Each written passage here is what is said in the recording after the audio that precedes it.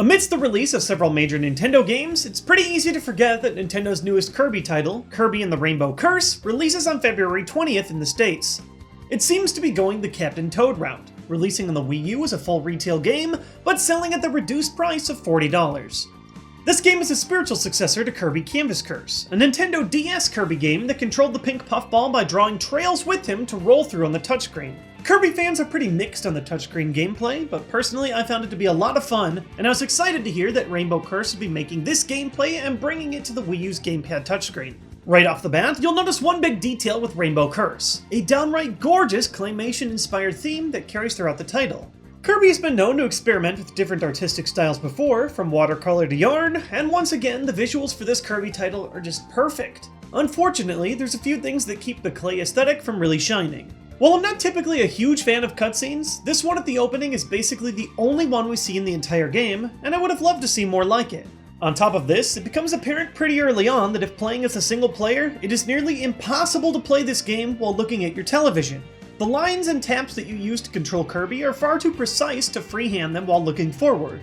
You're required to look down at the gamepad at all times. This creates a weird disconnect where even though this game looks incredible on the television in HD, you're going to spend most of your time limiting your gameplay to the visually downgraded gamepad screen. Does it look terrible there? Not at all. But since the game is basically portable at this point, I'd almost rather see it on the 3DS as a handheld title, just like the original.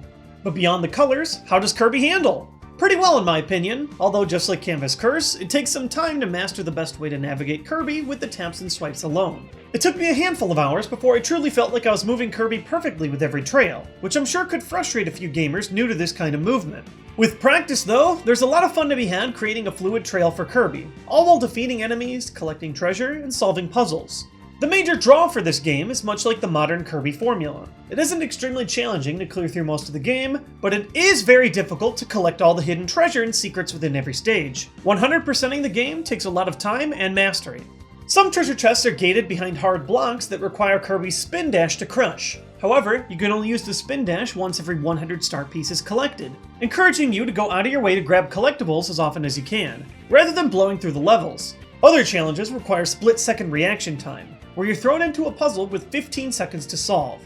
Uncovering treasure allows you to view detailed models of every character in the game, Smash Bros. Style, as well as uncover musical tracks across the entire history of Kirby. You can also snag diary pages from the game's new protagonist, Eileen, as she recollects your journey in a hilariously childlike artistry. Aside from these pages though, the game has essentially no story outside of beat the levels and find the final boss. While early stages are a bit of a cakewalk, Rainbow Curse actually does ramp up quite a bit in difficulty by the end of the run. While simply navigating Kirby is a unique challenge in itself, things get wild when you find enemies like one-hit kill ghosts, or one-hit kill lava. This game does follow the modern Nintendo formula of hand-holding when you die too many times in a single stage, but Kirby takes that to the extreme by simply offering a free pass to the next level. Don't you dare accept this offer! Overcome your fears by learning the stage layouts and conquering them. Despite the game's simplicity, there's a lot to do on your touchscreen. You might be using your rainbow lines as a barrier to block attacks or falling objects, or you can use it to control 3 varieties of vehicles: tank, sub, and rocket. In my personal favorite stage, you have to multitask 2 different Kirby balls at the same time, making for hectic but incredibly entertaining challenges.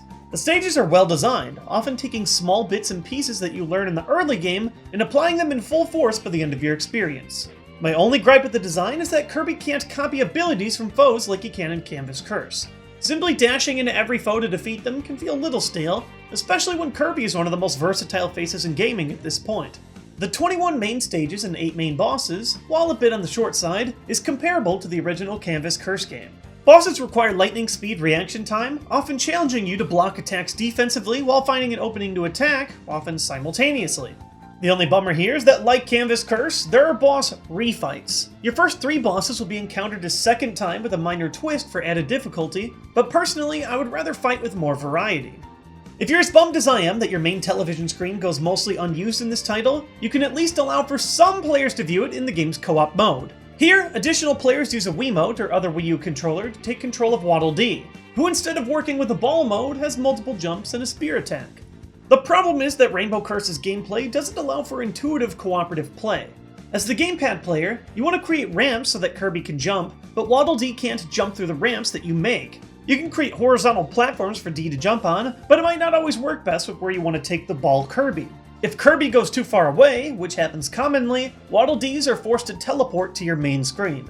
While it doesn't hurt to have additional players, especially when trying to collect as much treasure as possible, it definitely feels worse playing as the non-Kirby player.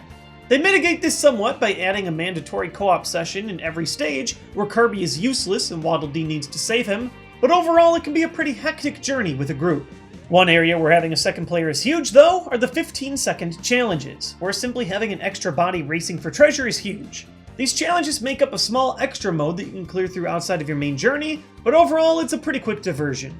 Rainbow Curse also has Amiibo support, where you can tap Kirby, Meta Knight, and DDD Amiibo to your gamepad to get an additional power-up.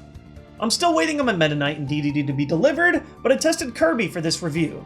I know many players are worried about power-ups like this becoming a pay-to-win scenario for games, but honestly, it's extremely balanced. Kirby gave me unlimited spin dash, which was helpful for certain puzzle areas, but each Amiibo lasts for one stage only, and you can only use them once per day.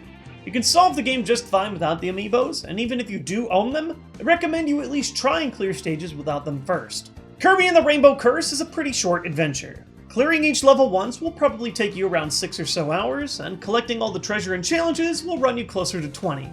Overall, I did have a positive time with Rainbow Curse, but I do think it might have been better as a portable title rather than one on a home console. It isn't a must-buy, but if you're looking for a charming little adventure with decent level design at a budget price, Kirby and the Rainbow Curse is still a solid little diversion.